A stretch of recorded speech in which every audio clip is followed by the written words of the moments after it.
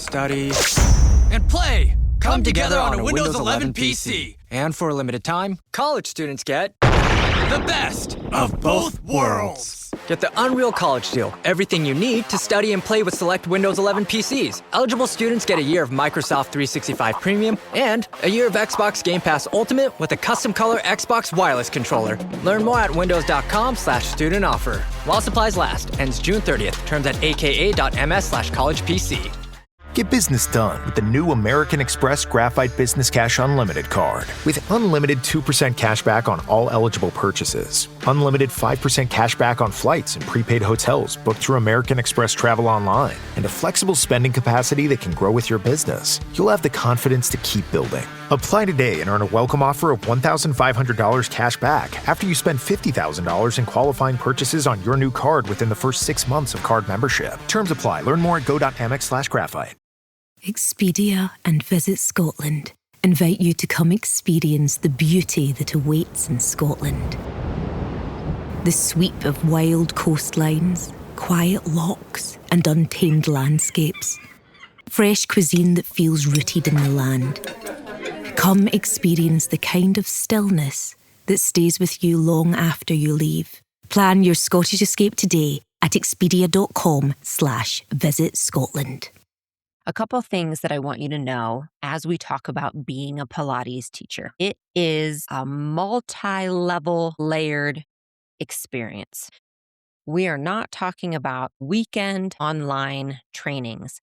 In my opinion, there is no place in the Pilates world for that. Now, those can be used for continuing education moving forward after you have your baseline certificate and training in Pilates. You cannot get a comprehensive Pilates teacher training from a weekend online course. It is a commitment, and I believe it should be.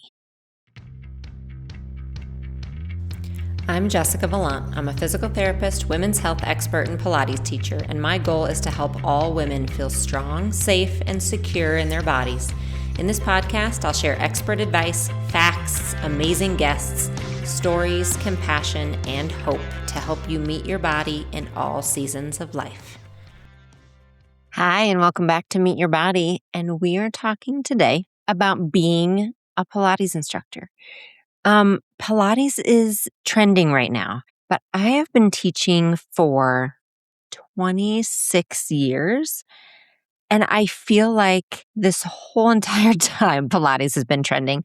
I really feel like there isn't a time I have been teaching that it hasn't been popular, that it hasn't been interesting to people. I mean, any time I meet someone new and they say, "What do you do for work?" Say, "I'm a physical therapist and Pilates teacher." It's the Pilates teacher part that they are interested in. Like, I should just lead with that. And so I want to talk about it here because over the decades, I have gotten countless questions from people about how to become a Pilates teacher, the actual steps needed. So I wanted to put it all in one place. So I'm going to give you the facts around it, like step by step, exactly what you need to know. I'm also going to give you all of my thoughts around it. So you'll get some context with this too.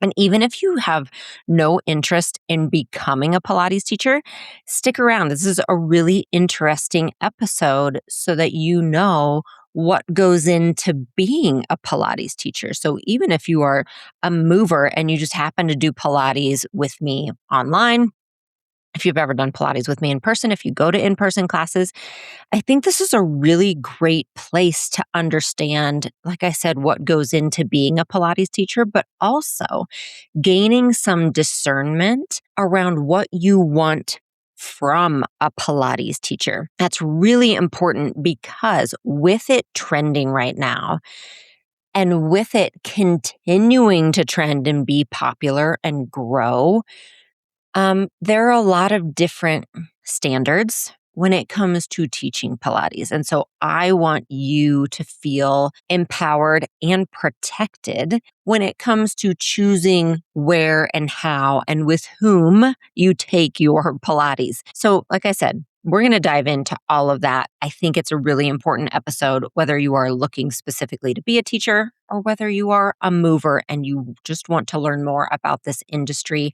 or this type of movement that is interesting and fascinating to you.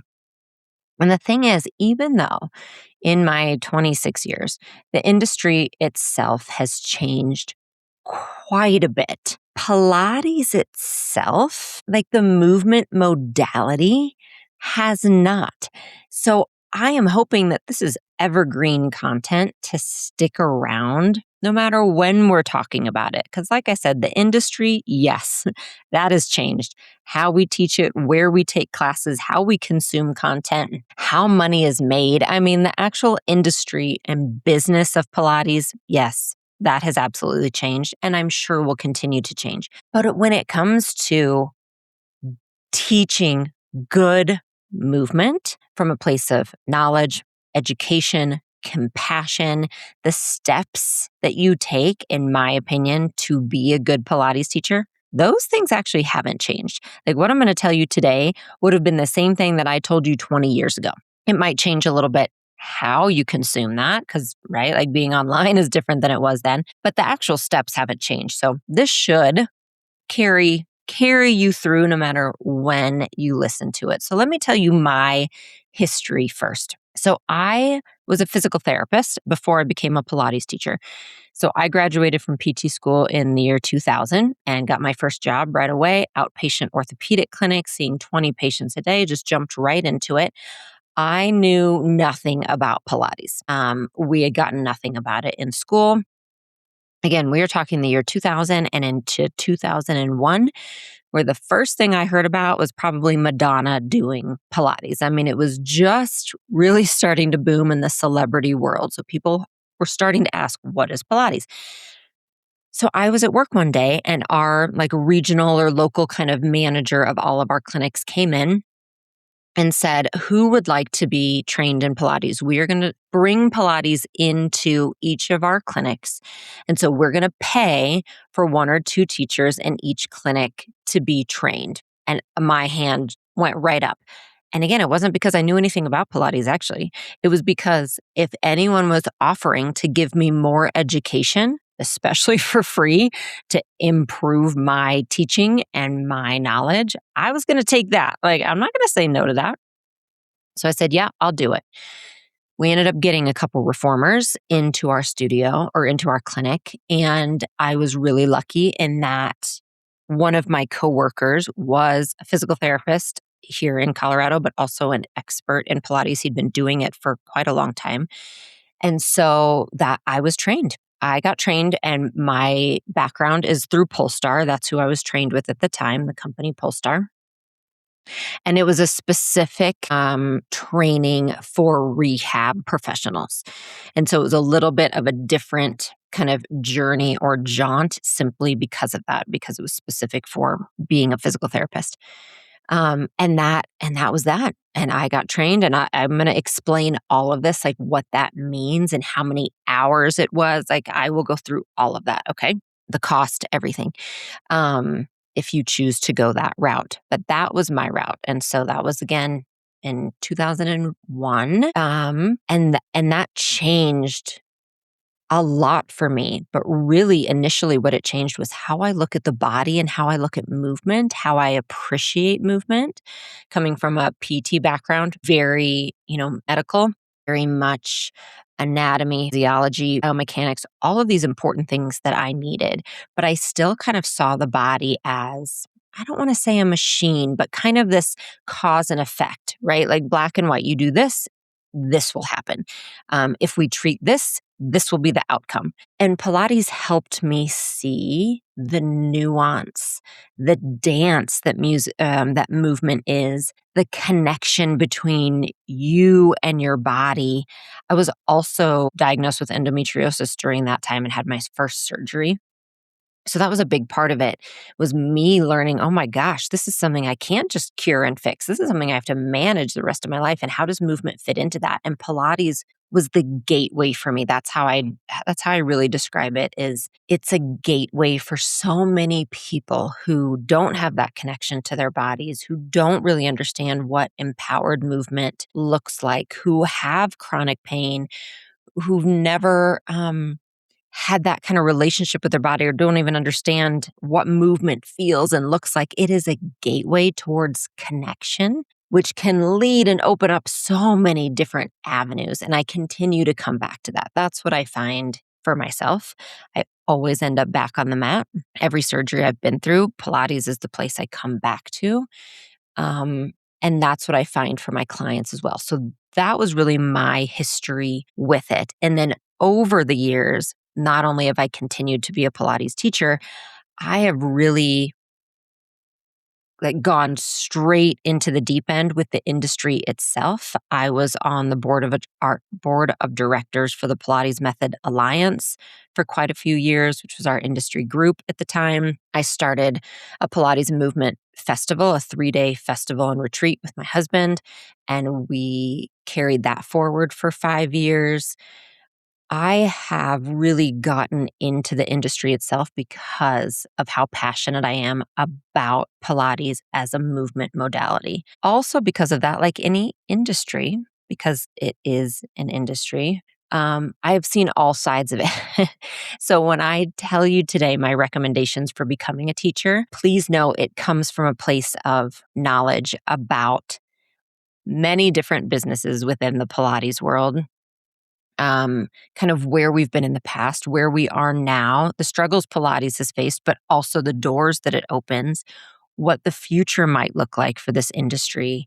I come at it from many different places with a lot of kind of knowledge and understanding and nuance from kind of each different, place in the Pilates world and what it looks like to be both a mover and a teacher, as well as a business owner in this ever evolving industry that is Pilates.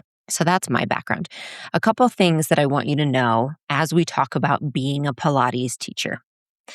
It is a multi-level layered experience. So you will hear that off the bat. We are not talking about weekend online trainings. In my opinion, there is no place in the Pilates world for that. Now, those can be used for continuing education moving forward after you have your baseline certificate and training in Pilates. You cannot get a comprehensive Pilates teacher training from a weekend online course. All right. So everything I say today is going to be from that place of, like I said, kind of multi-layered, multi-level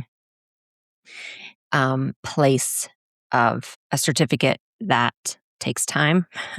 It takes effort. It takes some money. I'm not going to ignore that part. It does. Pilates teacher trainings are not cheap, and there are ways to move around that. There are many scholarships offered, so don't let that scare you off. But I would be remiss not to mention it off the bat, so we're going to talk about that.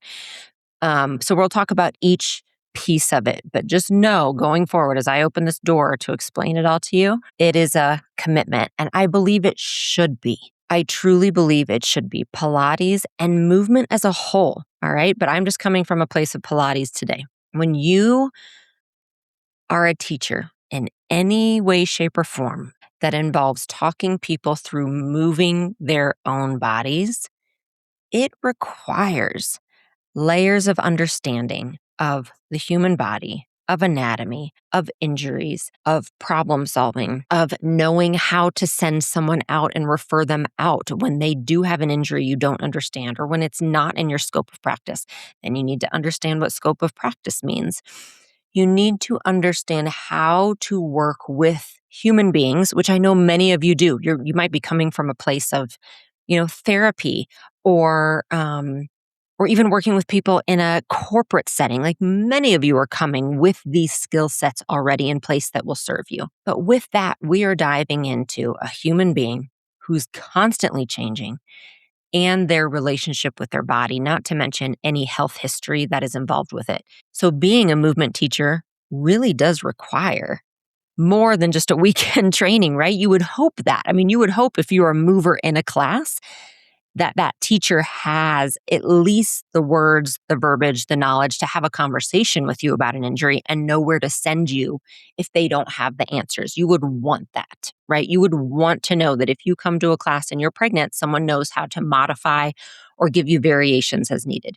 You would hope that if you come to a class and you've had a hysterectomy in the past year, that you can verbalize that to someone and they know how to support you in that. I'm not asking you to be a physical therapist yourself. I'm saying I think we would all hope that our teachers have that base of knowledge and that commitment that they've put towards to understand the human body and understand how to support us in our various needs. And because of that, I am telling you, I believe any good Pilates teacher training program will have that as well. All right, so let's jump into what you want to look for in a Pilates teacher training program. So first is, you can just listen to my words, Pilates teacher training program. That is typically what you are going to search online. You can search, of course, how to become a Pilates teacher, how to become a Pilates instructor, how to teach Pilates. But in general, the category is a Pilates teacher training program. All right, that's what we call them. That would be your common kind of verbiage around that. Most of the comprehensive, respectable programs are 450 hours or more. 450 hours tends to be the minimum, and that's pretty common. I'm not saying that's the base minimum and you need more. I'm saying that's really the commonplace across the board, is that most programs are going to be 450 hours. Some will be a little bit more. That is a comprehensive Pilates teacher training program. What that means is that you are learning mat Pilates and the equipment. Typically, the equipment is going to include the reformer, the Cadillac, the chair, the barrel, and then possibly the pedipole and some of the other equipment mixed in with that. You can do a mat-only Pilates teacher training program. Okay, they are out there. And many times those are going to be the online short weekend ones. That is definitely a way that you can go. Okay. And there could be benefits to that. Let's say that you just want to learn more for yourself. Like you have no intention to actually be a teacher, but you want to learn more about Pilates yourself. Mat can be a great thing to do. You can grab one of those kind of less comprehensive, a mat only Pilates teacher training program and go through that. Let's say that you do work in healthcare. You're a massage therapist. You're a physical therapist. You're an occupational therapist. You're a nurse. You're a doctor. You're a chiropractor, anything like that. And you want to understand more about Pilates. You want to be able to talk to your clients more about Pilates. You work with a Pilates teacher and you want to have more of that kind of back and forth conversation. I think mat only can be a great place to start. If you are limited on funds, or you're thinking, you know what, I really just want to teach mat Pilates at like my local rec center. I really want to work with an elderly population there. That sounds really intriguing to me. I have a budget that I need to work with. Again, mat might be I'm going to use the word gateway. Mat might be a good gateway towards that. What I want you to keep in mind is, if you have any thoughts of teaching equipment later on, I do recommend going for a program that combines both. It is much easier in the long run. You absolutely could get, in theory, a mat, like teacher training certificate now, and then in 2 years, add on equipment to it. It is going to be a little more complicated though, because the program that you got mat through might not offer equipment. So maybe you need to go to another program. Are they going to accept the mat that you got? Or are they going to ask you to do their own mat program? There are things called bridge programs that you could bridge from your certificate to their certificate. I don't need to get into all that except to say there are considerations for that. So if you have any inkling or thoughts that you really want to add equipment at some point, I recommend taking some extra time, figuring out who you want to get trained through, and at least doing their mat. It's going to make life a little easier later on. But if you fit into some of those other categories I mentioned, and you have no desire whatsoever to do equipment, to purchase equipment, to teach on equipment, if you're really just doing this for yourself, or possibly as an addition for your clients in your own practice, then mat alone could be an option.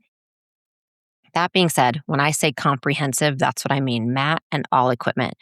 They tend to be 450 hours. Now, what that looks like is a combination of in-person training. Typically, this is different for everyone. I will just give you an example. It could be 4 weekends. It could be 4 weekends of training over a month or two. Then in addition to that, you're going to have required observation hours, required practice teaching hours.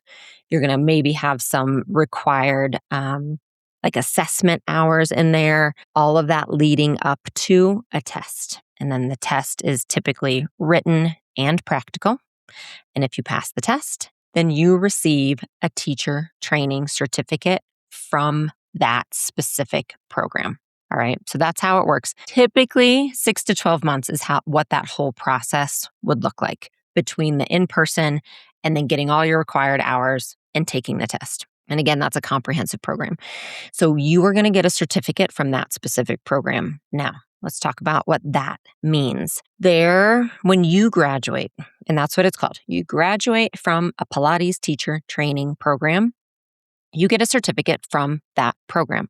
Like if you went to a specific school, if you go to a certain college, you're going to go through all their requirements and you graduate with a degree from that school. Same, you graduate with a certificate from that Pilates school or that Pilates teacher training program. Here too, I'm not going to get too much in the weeds, but just know that does not mean you are certified, okay? And I have, again, gone deep into this because I was a part of our industry group who worked really hard on a national certification. But when you graduate from a specific program, you have a certificate. You are allowed to teach. Nothing is keeping you from teaching. You can go get a job. You can teach wherever will hire you. Okay. You're all good to go. But the verbiage actually isn't that you are specifically certified. It means you are trained and you have a certificate. There is a test offered by the National Pilates Certification Program that you take, and that will allow you to use the title Certified Pilates Instructor, okay, or Certified Pilates Teacher. Now, there's semantics here. Again, I'm not going to get into the weeds with it. If you ever want more like detailed or personal instruction on this, I do offer one-on-ones online. I'm happy to talk you through it, but this is stuff you can search as well. What that does, about 20, 25 years ago, this organization came into effect to help our industry have more credibility and to allow us just to be more respected in the industry as a whole as Pilates was growing. And so that's why it's a little bit different. You would get your training through a Pilates teacher training program. You get your certificate. You're good to go to teach. Absolutely. Then if you choose, it's completely optional. If you choose, you can get one more kind of layer of credibility by taking the National Pilates test, National Pilates Certification test. And if you pass that, then you have one extra certificate and you can label or title yourself as a certified Pilates instructor. And if you go through a 450-hour program, then you will be eligible to take that test. Okay, so that's how it works to actually get your teacher training certificate. And then if you would like to add that one extra layer, you can become a certified Pilates teacher as well. And I will take just about 60 seconds to give you my kind of view on this. I think it's very personal and there's a lot of intricacies with it. Being a physical therapist, already kind of being immersed in the world of certification, right? Licensure, credibility, needing insurance, all of that, it was a no-brainer for me. It's a no-brainer to say, yeah, I have the training, I have a certificate. I really would like that extra layer of credibility, and I am going to take that test. You can do kind of your own thought process around it. I recommend you will learn more from the certification program that you go through, or the teacher training program, I should say, that you go through. See what they're saying. Like, talk to them about it. Talk to a mentor about it. Look at where you might be getting a job or where you have interest in getting a job, because some of them will require it, some won't. Like I said, there's no legalities behind it. You can legally go teach Pilates without a problem without having that extra certification exam. You just need your certificate from your teacher training program. So those are kind of the places that I would reach out to and talk to and find out. And you don't need to know now. All right. You don't even have to decide that until after you're done with your program, with your teacher training program. But it's just something I do want you to be aware of, because it will come up for you at some point. I have been talking about my skin for a while now as it continues to change as I age and as the seasons change, and just even as my stress changes, I notice changes in my skin. Luckily, One Skin is here to help. So One Skin products help with the signs of aging while also supporting and nourishing my skin to help my skin's health itself. They're certified safe for sensitive skin, and their products are free from over 1,500 harsh or irritating ingredients, dermatologist tested, and have been awarded the National Eczema Association Seal of Acceptance. This is huge for me as I have psoriasis, and I definitely need products that help keep my skin calm and happy. Born from over a decade of longevity research, One Skin's OS1 peptide is proven to target the visible signs of aging, helping you unlock your healthiest skin now and as you age. For a limited time, try One Skin with 15% off using Meet Your Body as your code at oneskin.co/meetyourbody. That's 15% off oneskin.co with code meetyourbody.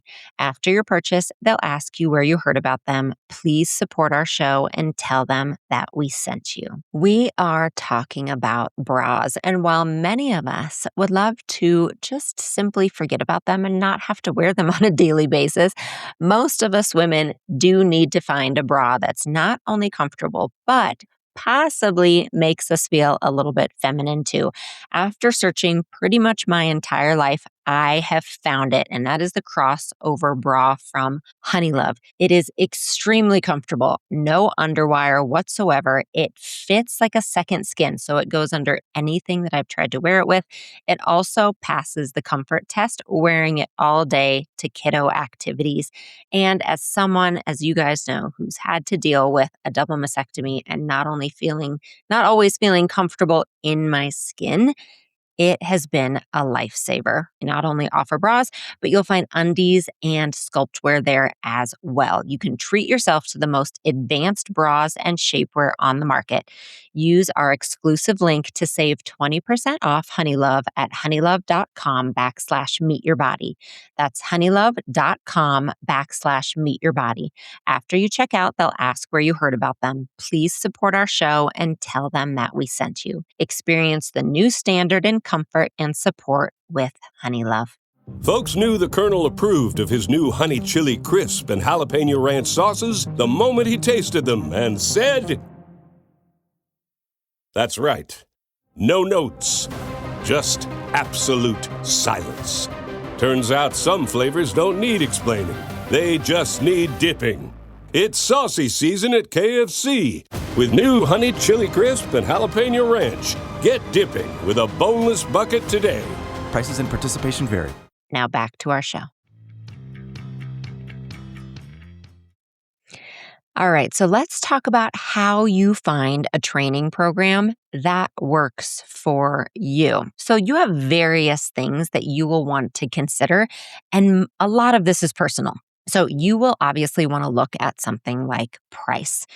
In general, okay, prepare yourself here. In general, a comprehensive Pilates teacher training program will cost anywhere from $5,000 to $8,000. Now, if you look at a mat only training program, that will be less and will be slightly different. I am telling you this for a couple reasons. One, it is important to really look at why you want to be a Pilates instructor. And we're going to talk about this in a minute, why you want to be an instructor and how you are going to use that, like how it translates into your life, into your career, into a profession, how you'll make money from it.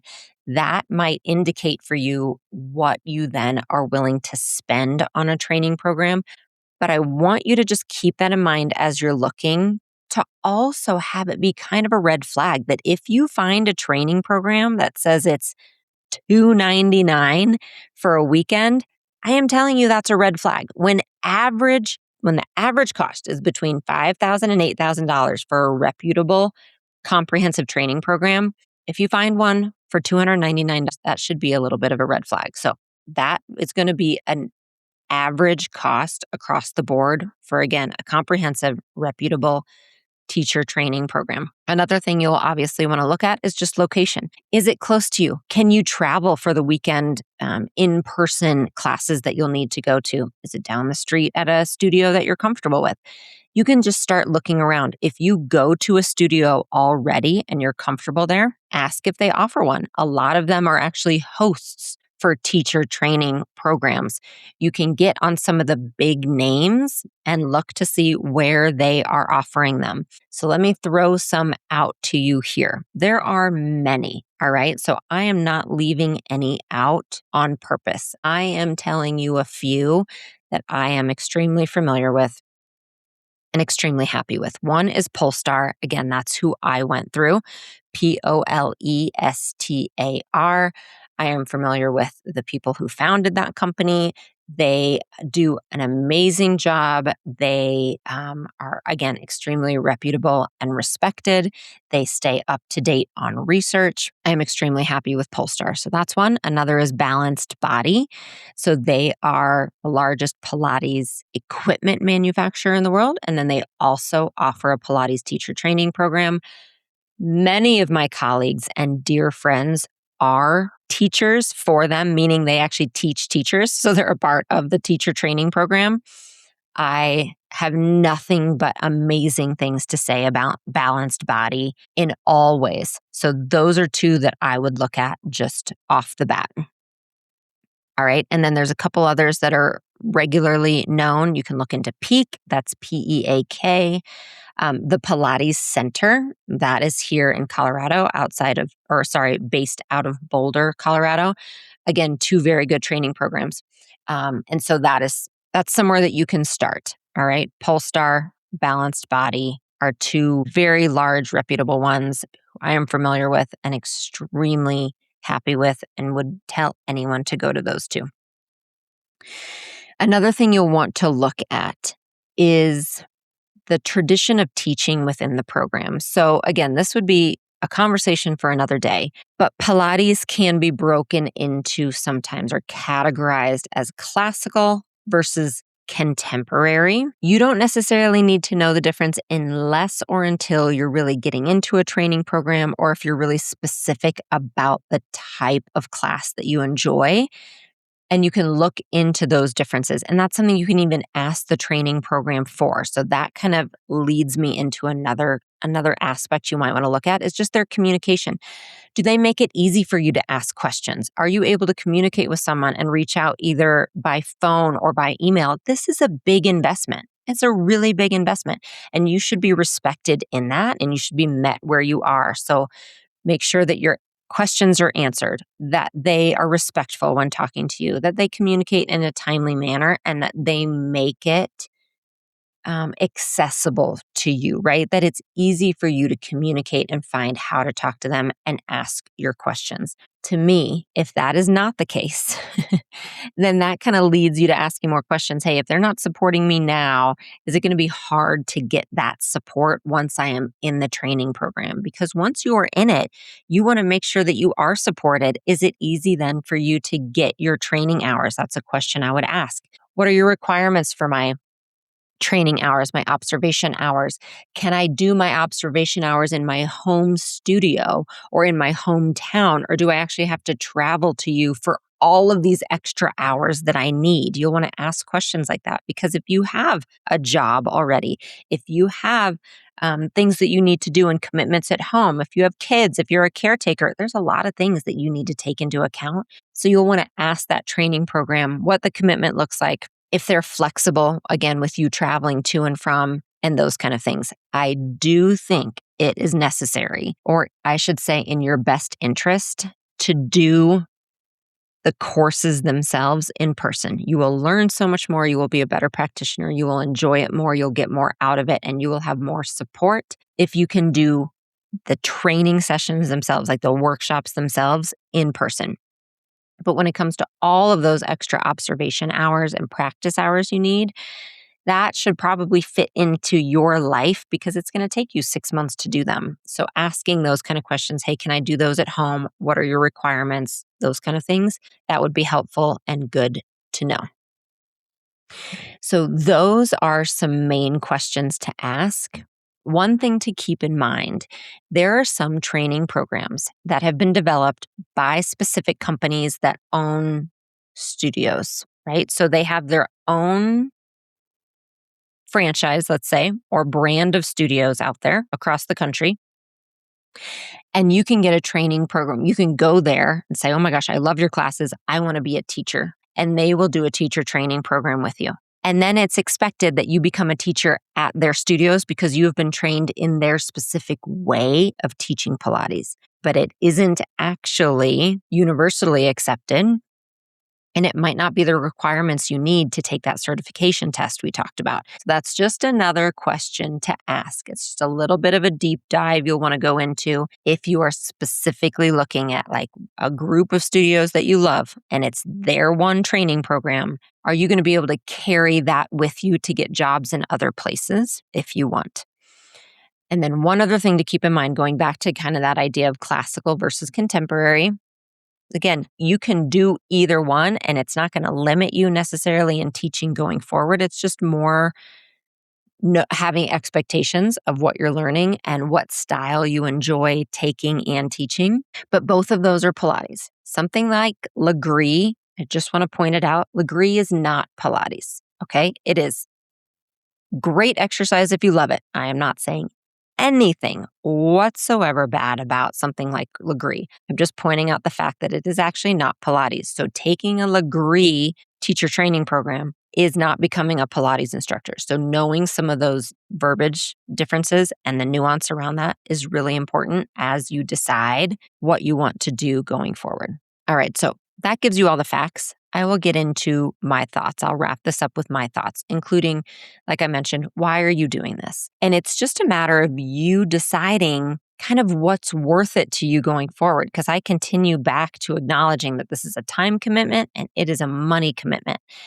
And so I really ask anyone who comes to me with these questions or says they want to be an instructor, first thing I say is, great. It's a wonderful career. I love it. It is so fulfilling. And also, what are your expectations? Do you expect to make all of that money back? Is this going to be a part-time gig for you? Do you want to go full-time? Do you want to eventually own your own studios? Are you doing it so that you can work again in the rec center down the road? Do you only have 1 or 2 hours a week? Do you expect to do it online? Do you want to do it out of your own house? No right or wrong to any of that. I just think it's important to take some time to really ask yourself those things because it will help guide you then in the decisions that you make and how you expect to get that back. Okay, so again, not right or wrong, just something you'll want to kind of ask yourself. Next, do you like learning about the human body? Do you like science more than just movement? Because you will absolutely learn about posture. You'll learn about anatomy. You're going to learn about the human body. You're going to learn about disease. You're going to learn about how to refer out. You're going to learn about systems. Do you enjoy that? And if the honest answer is, oh my gosh, no, I don't like any of that, then you might want to reconsider because in good comprehensive programs, you're going to get a foundation of those things. Next, can you commit to continuing education going forward? Like usually 1 or 2 courses a year. That doesn't mean you have to travel. You can do them online, but that is something that is expected in any kind of movement, fitness space, is that you're doing continuing education to continue to learn and to continue to stay up on current research and trends. Next thing I recommend is that you take a variety of classes first. Like immerse yourself into classes from different types of instructors. People have different backgrounds. Again, classical versus contemporary, different pieces of equipment, different ways to do it on the mat. Make sure that you're taking classes first because that'll open your eyes a lot to just different ways to move, different ways to teach, different options, and then different ways to have it as a career also going forward. And then be willing to ask them questions when you're looking at teacher training programs. Like I said, ask about the location and their expectations, but also check out things such as scholarships. Do they offer scholarships? Do they offer payment plans? Are there bridge programs so that maybe you do have some kind of medical background, or maybe you have even a Pilates background from years ago? Can they use that for you going forward? There's a lot of different pieces that you can add to it. And so hopefully this has just shown you it is more than just a quick, you know what? I'm going to decide today and tomorrow I'm going to start a program. Like, it really isn't just a quick overnight decision. It should be something you're excited about.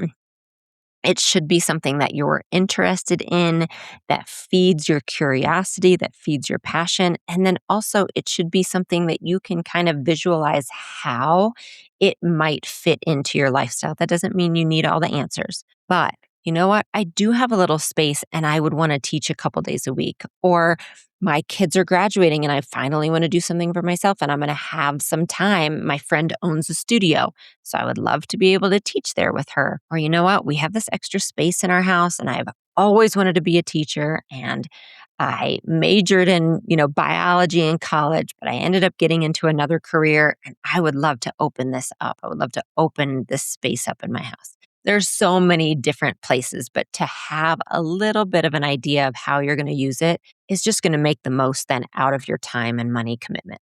All right. I hope that helps. I hope that gives you, again, some really clear steps on where to start, where to go, what your expectations should be. I have nothing but good things to say, obviously, about this career. It is my passion.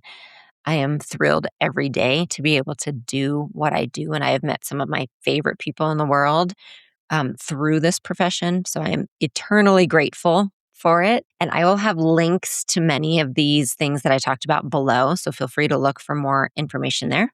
And thanks for being here as always. I'll talk to you soon.